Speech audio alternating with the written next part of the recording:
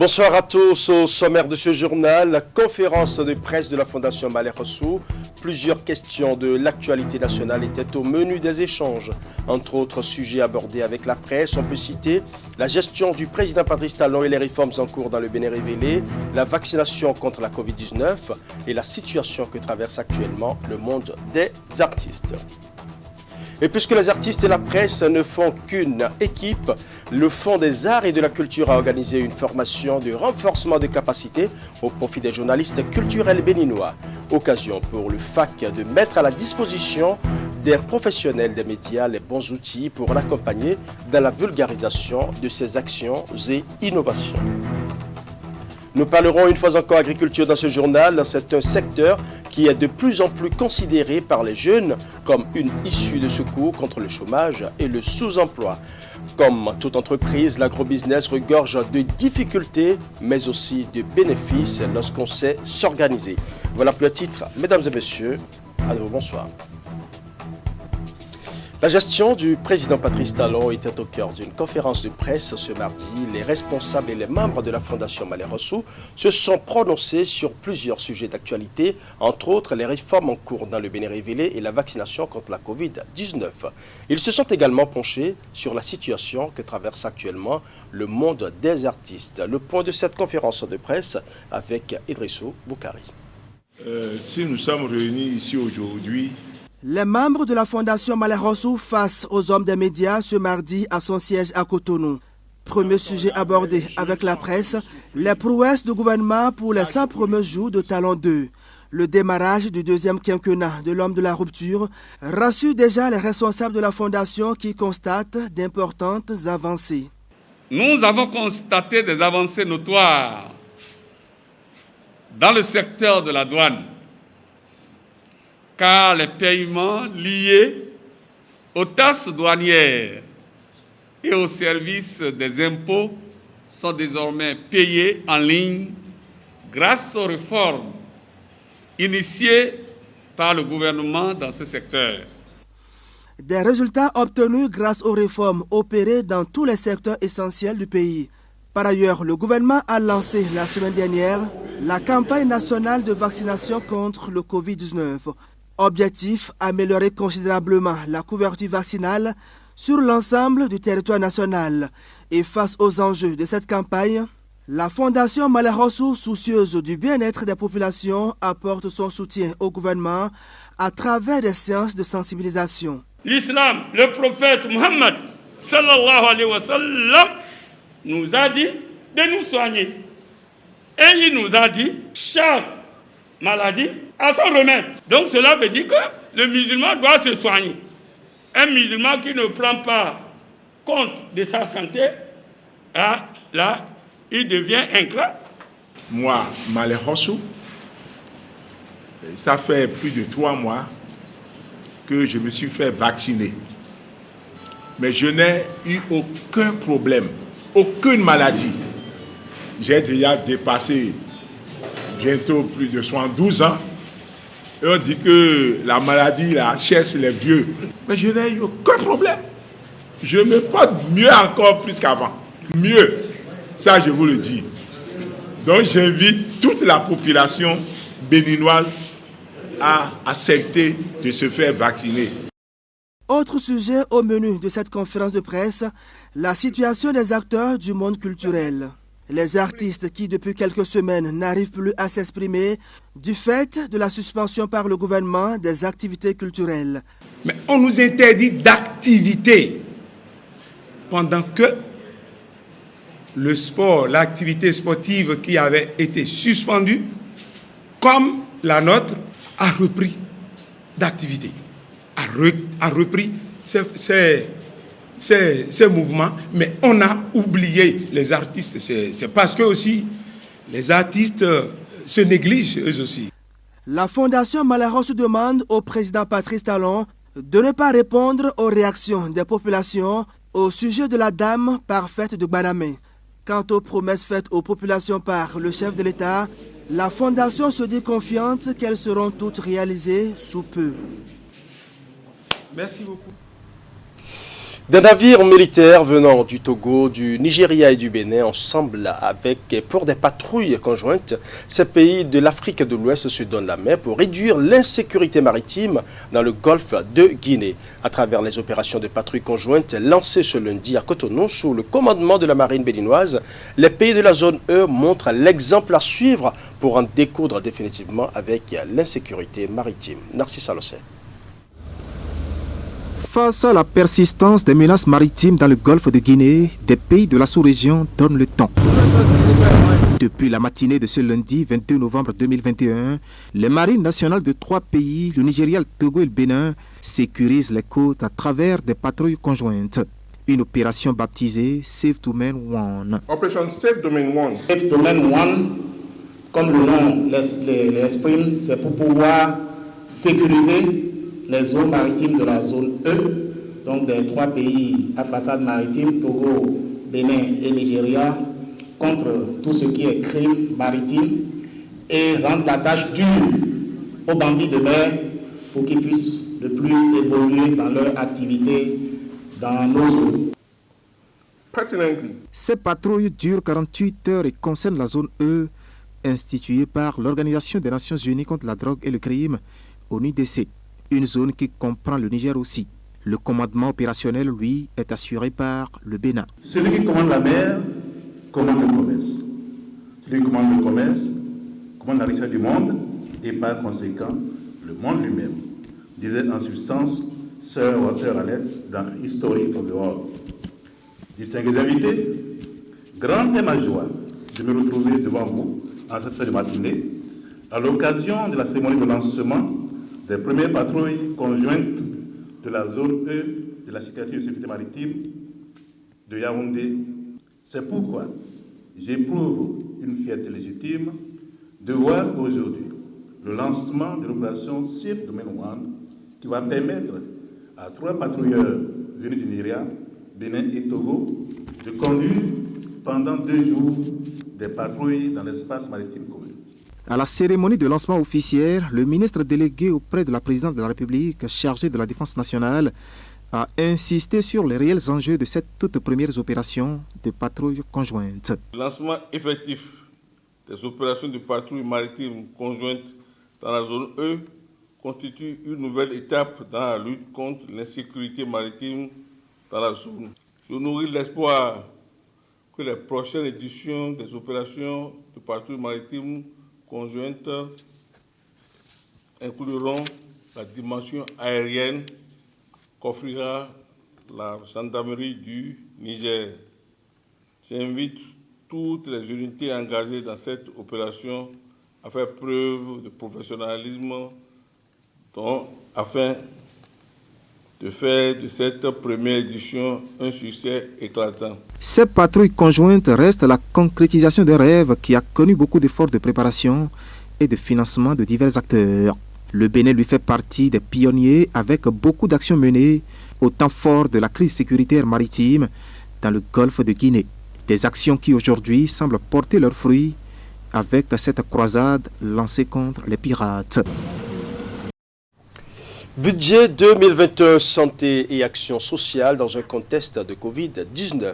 C'est le thème de la séance de reddition de comptes du maire de la commune d'Abomey-Calavi, une occasion pour Angelo Arwandino et ses collègues de faire le bilan des grandes réalisations de l'année 2021. Un bilan qui a pris en compte les domaines de la santé, l'éducation, les infrastructures marchandes, la sécurité et bien d'autres. La première journée de la reddition de comptes a eu lieu à l'arrondissement de Godomé et à l'arrondissement central. Clément Tchadé. C'est une séance de restitution et de réduction des comptes qui mobilise ici toutes les forces vives de la commune d'Abomey-Calavi. Un moment de compte rendu de la gestion faite de la cité dortoir durant l'exercice 2021 avant d'entamer la gestion de 2022. Une tradition à laquelle sacrifient Angelo Évariste Arwandino et son équipe et qui a conduit à la présentation au public constitué des administrés des principales réalisations au cours de l'année 2021 marquée par la pandémie de Covid-19. Et pour rester collé à l'actualité de cette pandémie, le maire de la ville d'Abomey-Calavi a d'abord exposé les actions menées dans les domaines de la santé, l'assistance sociale, l'éducation et les infrastructures marchandes. Cette activité sera faite en 3 étapes.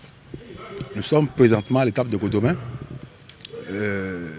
Tout à l'heure, ce serait l'étape de Calavi, centre qui regroupe l'arrondissement de Calavi même, de Togba, de Ouadeu, de Javier. Et demain sera le tour de l'arrondissement de Akasato, Glo, Zinvier et Kbarou. Il est normal qu'après 12 mois d'exercice, qu'on vienne vers la population pour leur rendre compte de la façon dont la gestion communale se fait. Puisque dès le début, la prise de notre service, nous avons prôné un développement participatif. Nous avons saisi cette opportunité pour faire un bilan financier, un bilan moral, un bilan des différentes activités qui ont été menées jusqu'à présent. Cette rencontre de bilan a aussi permis aux jeunes femmes, personnalités morales et religieuses de saluer les performances de l'équipe du maire Wandino et des chefs d'arrondissement, sans oublier les élus locaux. Occasion pour les administrés d'exprimer leurs besoins pour le compte de 2022 et les autres années à venir. Le conseil communal a recensé ses préoccupations qu'il entend solutionner afin d'améliorer les conditions de vie des citoyens de la commune d'Abomey-Calavi. En matière d'infrastructures routières, on n'a pas dit qu'on a construit des routes, mais nous avons souvent fait des reprofilages des voies. En matière d'éclairage public, aujourd'hui, au niveau de la voie inter-État, l'ANU, les dispositions ont été prises pour que ce état de choses soit corrigé dans les jours à venir. Les feux tricolores ont repris normalement. Tout fonctionne bien actuellement. Voilà tant d'actions qui ont été menées. Nous avons rendu compte de tout cela et nous avons aussi profité pour prendre les nouvelles doléances de nos populations parce que tout se fait de façon concert entre la population et nous. La séance a par ailleurs permis au maire et son conseil de faire le bilan sur le plan sécuritaire et dans le domaine de la gouvernance locale. Les perspectives envisagées tournent autour de la sensibilisation des populations sur l'importance de la vaccination contre la Covid-19, les projets phares issus des états généraux de la commune d'Abomey-Calavi. Parlons médias présents, les journalistes culturels béninois à l'école des innovations du Fonds des arts et de la culture. À travers une formation organisée par cette dernière, les professionnels des médias spécialisés dans les questions de culture ont été renforcés en termes de techniques rédactionnelles pour mieux vulgariser les actions du Fonds des arts et de la culture. Occasion aussi pour éclairer la lanterne des professionnels des médias sur les informations non vérifiées pourtant répandues sur les innovations du FAC. Reportage. C'est en étant conscient du rôle important des hommes des médias dans la déconstruction des préjugés infondés grâce au relais de l'information officielle que les autorités du FAC, le Fonds des arts et de la culture, ont organisé cet atelier. Même au plus haut niveau de ce département ministériel, l'on est convaincu de la pertinence d'outiller les journalistes spécialisés dans le traitement de l'information culturelle à l'ère des réformes au niveau du FAC. Le ministère en charge de la culture entend apporter une réponse à la demande incessante d'informations sur les réalités internes de cette structure afin de mettre tout le monde à l'aise dans ses relations avec elle. Chers participants, en optant désormais pour cette approche communicationnelle, l'aspiration de la Direction générale du Fonds des arts et de la culture est d'impacter davantage, et ce, sur le long terme, les différentes cibles concernées par les réformes actuelles et celles à venir, notamment la mise en conformité imminente de ces statuts avec la loi numéro 2020-20 du 2 septembre 2020 portant création, organisation et fonctionnement des entreprises publiques en République du Bénin. À cette rencontre, formateurs et participants sont tous des journalistes de profession. Un moyen loin d'être anodin pour bien passer le message en renforçant les capacités avec des contenus préalablement mis à disposition par le Fonds des arts et de la culture. Quelqu'un d'autre ne peut pas le faire, c'est naturellement des spécialistes. Mais nous avons le devoir de mettre à la disposition des journalistes les informations fiables concernant les actions du gouvernement dans le secteur de la culture. C'est cela qui permettra donc à ces journalistes de savoir traiter l'élément et de donner à la population des informations justes C'est donc ces informations qui permettront donc à la société, à la population, d'apprécier à sa juste valeur ce que l'État fait dans le secteur désormais. Avec que les journalistes ont des organisations, ils se sont structurés déjà, donc on ne saurait les choisir au pifomètre. Donc nous nous sommes adressés à ces organisations-là qui nous ont envoyé des représentants. Mais nous avons demandé à ce qu'il y ait réellement une couverture géographique. Le site web de la direction du Fonds des arts et de la culture, accessible au www.facgouv.bj, a été présenté à cet atelier ainsi que les procédés d'accès à la plateforme. Et du côté de l'Agence béninoise de sécurité sanitaire des aliments, ABSA, les membres du comité scientifique ont officiellement pris fonction ce mardi. Ils sont installés par Dossa Aguemon, le directeur de cabinet du ministre de l'Agriculture, de l'Élevage et de la Pêche. La cérémonie a eu lieu dans les locaux de l'agence à Cotonou. Teddy Goudalo pour plus de précisions. Je voudrais, au nom du ministre de l'Agriculture, de l'Élevage et de la Pêche, déclarer officiellement installés les membres du comité scientifique de l'Agence béninoise de sécurité sanitaire des aliments. Ils sont officiellement installés dans leurs fonctions au sein de l'Agence béninoise de sécurité sanitaire des aliments. Les membres du conseil scientifique sont appelés à mener des réflexions sur les questions relatives à la recherche et au développement des activités scientifiques de l'agence. Il est chargé de conduire les activités de recherche et de collecte des données d'évaluation des risques sanitaires, zoosanitaires, phytosanitaires et ischiosanitaires à la demande du directeur général de l'agence, apporter une assistance technique et donner des avis scientifiques sur des sujets de sécurité sanitaire des aliments à la demande du directeur général de l'ABSSA. Je voudrais, au nom de mes pairs, remercier sincèrement le ministère de l'Agriculture, de l'Élevage et de la Pêche et l'ABSSA pour le choix porté sur nos modestes personnes pour animer le comité scientifique de l'Agence béninoise de sécurité sanitaire des aliments. Nous prenons l'engagement sur l'honneur de nous mettre résolument à la tâche pour l'accomplissement de la mission qui est la nôtre. Au nombre de 16 experts scientifiques de l'Agence béninoise de sécurité sanitaire des aliments ont un mandat de 4 ans renouvelable. Au cours de cette cérémonie, une lecture de la décision portant nomination de ces cadres est faite aux membres du conseil d'administration. Le processus ayant conduit à la sélection des membres du comité scientifique a commencé en 2020 et a connu les étapes ci-après.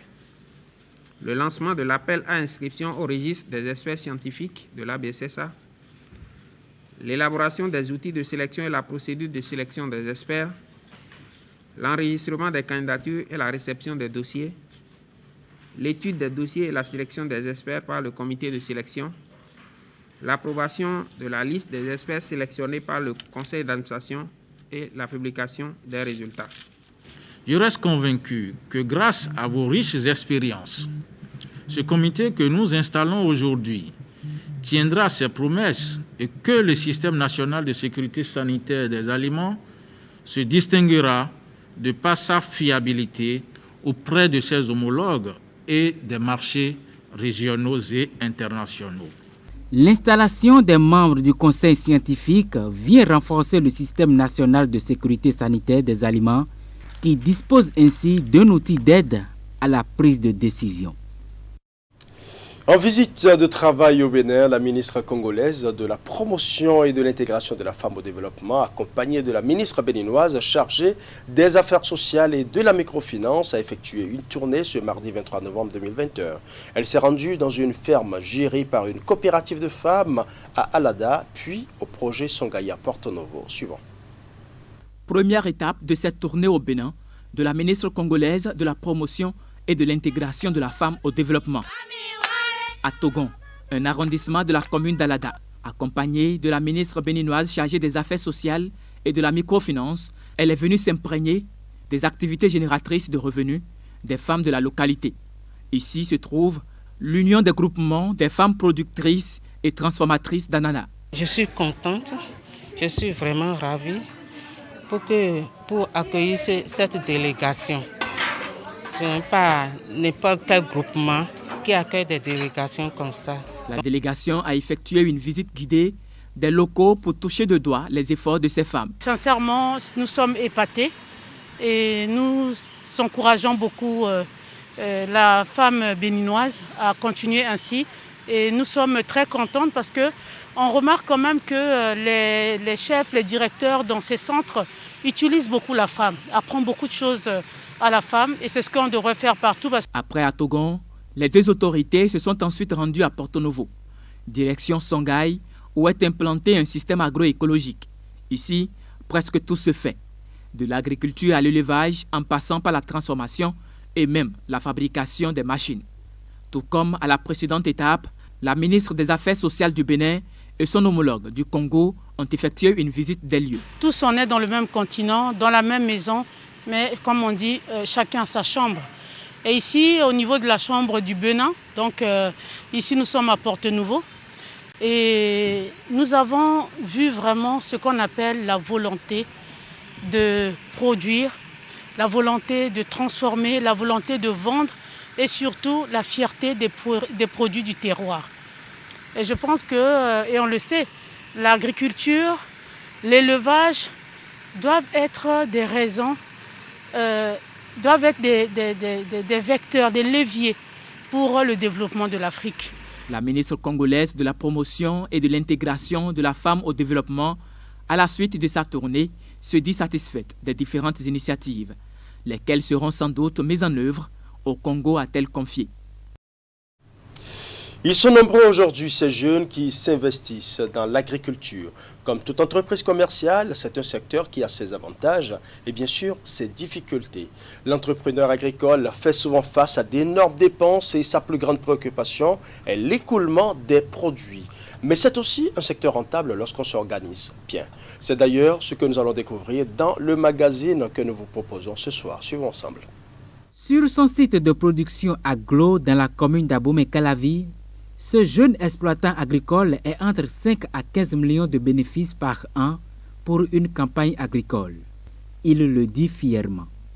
Si je fais les points par an, si j'enlève tous les petites dépenses, tout ça là, le jardin m'apporte au moins minimum plus de 5 millions. Quand j'enlève tout le salaire des ouvriers, les charges que je dois, les petits trucs, les petites dépenses, tout ça là, si j'enlève tout ça là, je suis au-delà de 5 millions. Surtout si je regroupe la pépinière, parce que c'est le jardin que je dis 5 millions, si je regroupe aussi la pépinière, c'est les dépenses qui sont un peu énormes, mais si on enlève tout, mais ce que je retrouve en fin de compte, ce n'est pas mal. Pour tout le travail qui se fait en moyenne, je suis dans un intervalle de 5 à 20 millions. Un bénéfice qui l'amène à se convaincre que l'agriculture est une puissance. Il tire sa source de revenus dans la commercialisation de tout ce qu'il produit. En ce moment, la demande est forte et c'est bon pour les affaires de fidèles à Gokon. Et si je prends les carottes, je produis plus de 400 planches de carottes. Les amandes-vivères, n'en parlons pas, les légumes-feuilles. Amandes-vivères, j'ai au moins 150 de planches de amandes-vivères. Boma, j'ai au moins 150 planches de Boma. Tiayo, j'ai au moins 150 planches aussi de Tiayo. Chou, j'ai au moins 70 à 80 planches de chou. Concombre, vraiment, concombre aussi, ce n'est pas mal. Et si je rentre aussi dans les cultures vivrières telles que le maïs, le manioc, les cassoulets, j'ai une bonne superficie qui sont là aussi où je vais vous montrer tout à l'heure. Et si je rentre au niveau des essences forestières, les jeunes plants, les tecs, pour l'année écoulée, j'ai produit 60 000 plants de plants de tecs. La variété tanzanienne, j'ai produit 60 000 plants, mais j'ai tout écoulé, je vous jure. Papaye solo, j'ai produit plus de 40 000 plants de papaye solo. Les mélinas, j'ai produit au moins 20 000 plants de mélinas. Ça, je fais. Il y a beaucoup d'essences que j'ai regroupées. Par exemple, les avocatiers, les orangers, les goyaviers, les nonis, les abrapins, communément appelés blé-foutou, les citrons naturels. Ceux-là, je les prive. J'ai une technique que je fais. je les conduis dans une catégorie. Il y a d'autres que je vends déjà à l'étape jeunage, mais il y a d'autres que je conduis jusqu'à ce que ça entre en production. Parce que quand tu les conduis jusqu'à l'étape de production, où c'est déjà en pot et ça commence par donner des fleurs et des fruits, c'est que c'est attirant quoi. Et quand les clients voient ça, beaucoup de gens aujourd'hui, quand ils construisent leur maison, tout, ils veulent mettre un plant d'oranger ou un plant de manguier dans leur... C'est qu'ils veulent des grands plants qui ont déjà une taille de 2 mètres, 3 mètres. Mais ce que tu vends à 500 francs banalement, tu vends à 30 000, 40 000. Par exemple, les palmiers royaux, j'ai au moins une 400 pieds. Et que j'ai vendu l'unité à 15 000. Son circuit d'écoulement passe par sa boutique. Une boutique agricole où les commandes pleuvent. Mais une activité agricole réussie n'est pas sans difficulté. Je produisais avec ces quantités-là. Vous voyez que la quantité est énorme. Donc du coup, j'ai un peu de difficulté pour la vente. Sinon au départ, c'était difficile parce que je produis avec cette quantité, vendre aux bonnes dames. On a trop de difficultés parce que les bonnes dames viennent acheter à leur prix.